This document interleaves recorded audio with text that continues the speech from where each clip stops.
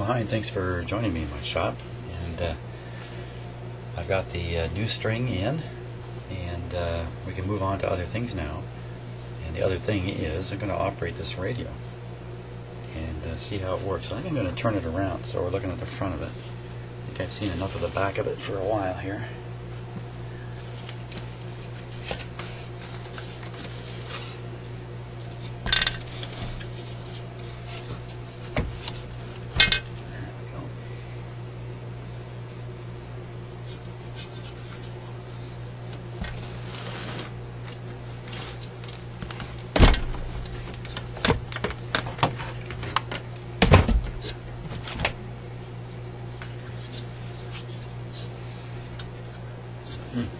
Interesting. Pretty easy to grab onto the strings by accident on the right hand side and break them.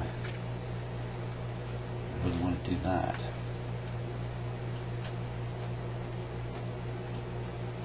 Okay, hey, look at my clock's flashing.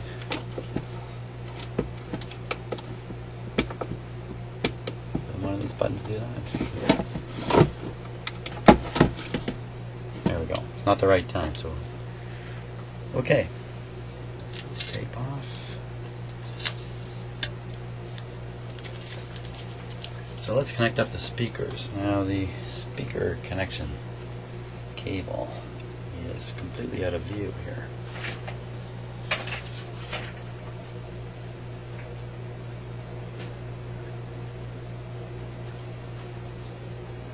So it has a very handy connector here. Going to make this fairly easy.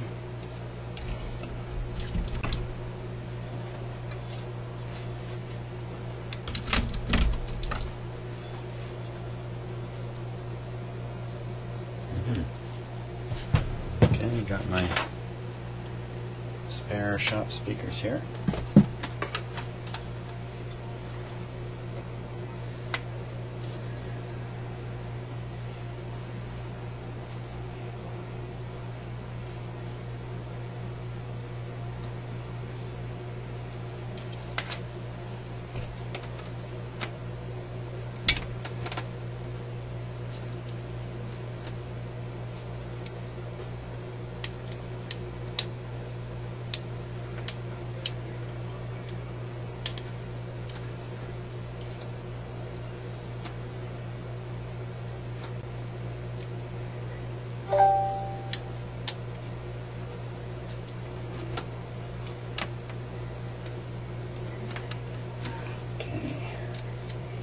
Not sure I got quite the right screwdriver for this.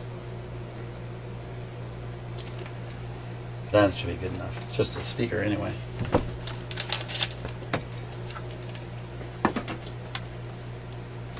So this unit is a stereo when you play records.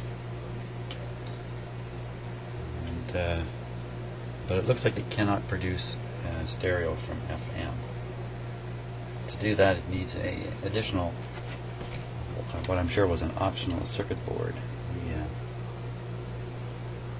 the FM decoder. And I could just hear people saying, well, why would I want to pay for that? I've got along without a decoder all this time.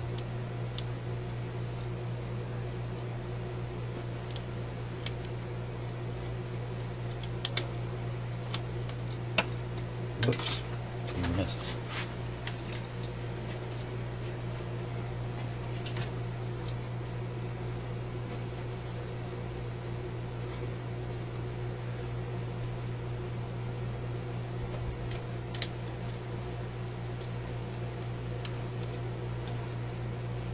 Okay, this part's not so exciting. I know that.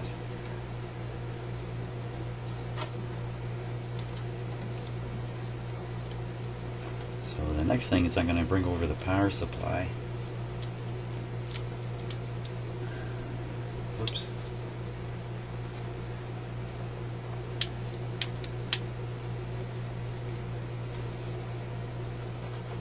Power supply sits quite a distance from the radio. It has a very long cord.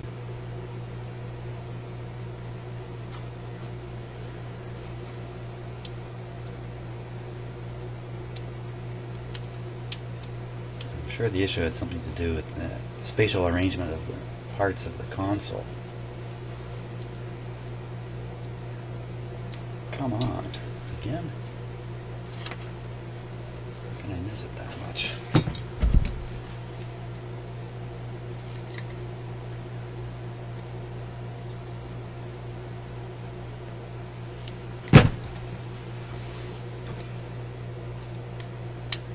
Now I heard this console play, so I'm not too scared to start it up. It'll stay in there. It's definitely in there.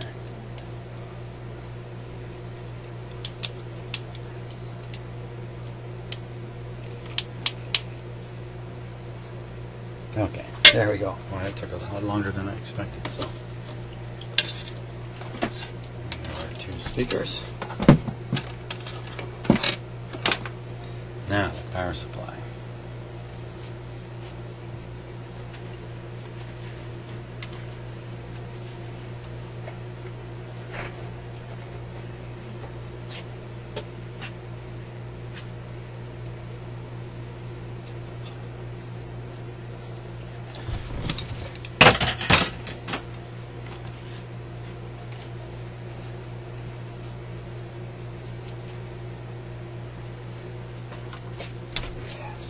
Power supply with the fuses that are badly corroded.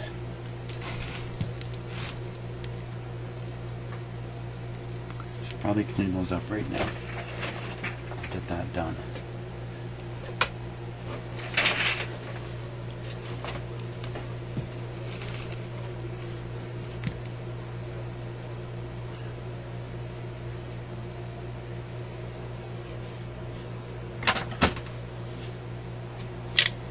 Ugh. Now these jaws might be weak from the corrosion. There might not be as much metal left in them as you might imagine.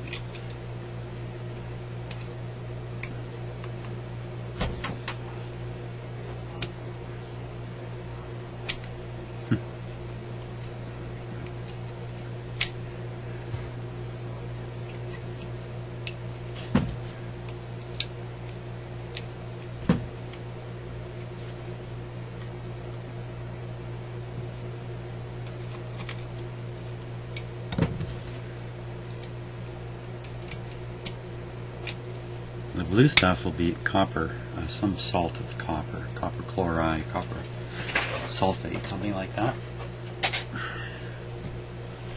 The white stuff here, I don't know what that is. I don't know what metal this actually is here.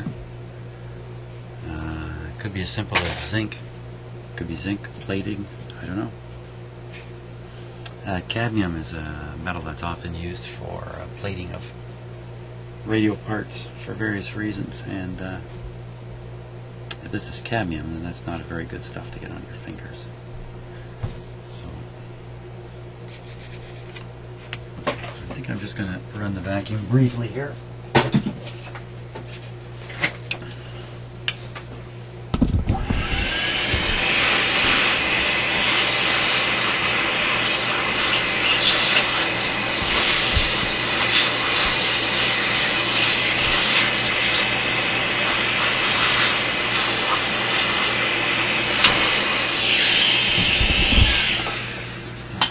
There's a third one up here.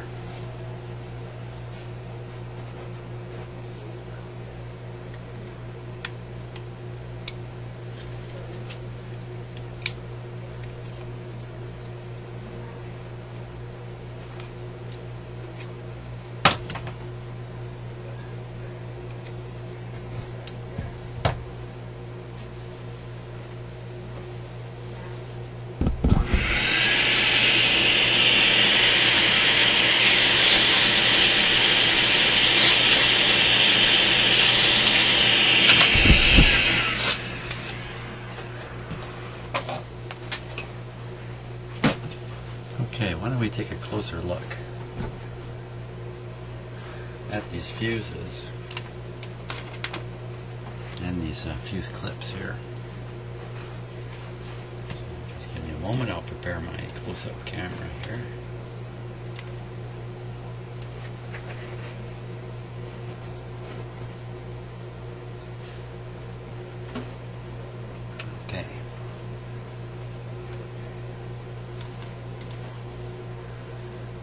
let's take a look and see what's happened here.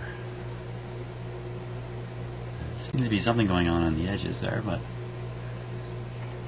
doesn't look like anything seriously wrong with these at all. I don't see any serious metal loss. I think most of that fluff that was on here was coming from the fuses. These look to be really quite fine. In fact, you can hardly even tell they were covered with that stuff. Same thing here. So let's look at those fuses.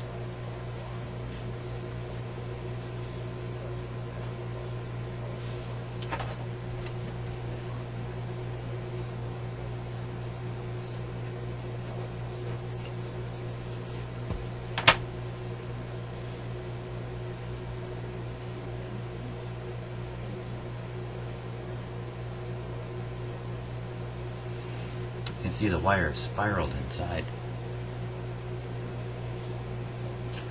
Well, the blue is from copper, so this must be plated copper, silver, well not silver, but chrome plated copper or whatever it is they plated with. So you actually look right in there. Did I ever tell you I was once a corrosion technician? Once a corrosion technician, always a corrosion technician. So you can see the edge right there. Whoops, right there. Where above it, the metal is still shiny. Below it, not looking so good. So, you know, how serious is this for a problem with the radio? Well, it might interrupt its operation, especially if you disturb the fuses. They're going to have a hard time making good contact. I believe most salts of copper are conductive. Rust is conductive. Aluminum oxide is not conductive. No, none of that stuff is particularly good, but yeah, I think we would qualify these fuses as done for.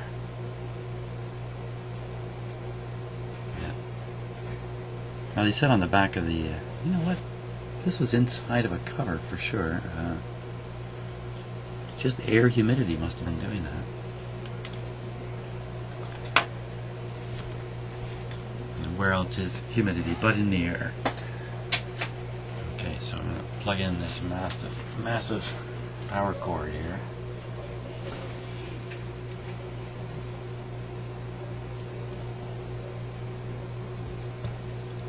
First,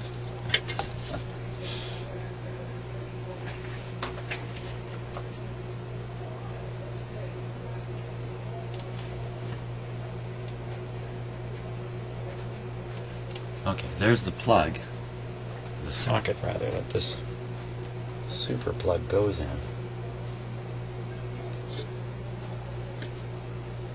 Now, how do they control polarity? Two pins are wider spaced. It has to go in this way. There we go. So that's pretty simple. That big honking cord goes all the way back to here, where the fuses are. Yeah, I got to get the right fuses now. Some of these, one of these might be a high voltage fuse, might be actually a very small fuse. Doesn't say anything. Come on. You've got to tell me.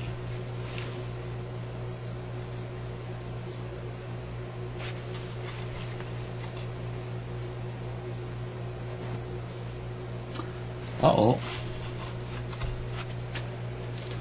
I'd done a bad thing. Oh, it must be on the back of the, oh. Of course, I don't have the back of the stereo.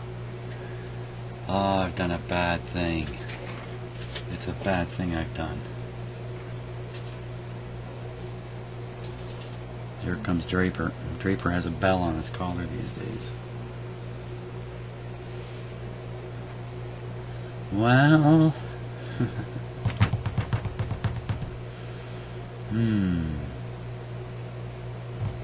What I've done is I've pulled the three fuses out, shuffled them. Now I don't know which fuse came from where. Even if I could read the size on the fuse, I wouldn't know where it came from. Oh man. Okay, so not to panic too much. Don't panic too much. One of these fuses is going to be for power. It's going to be the upper one. These two are probably high voltage.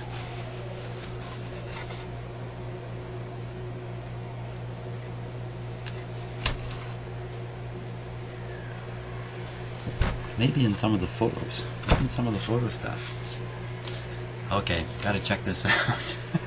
I've stubbed my toe here.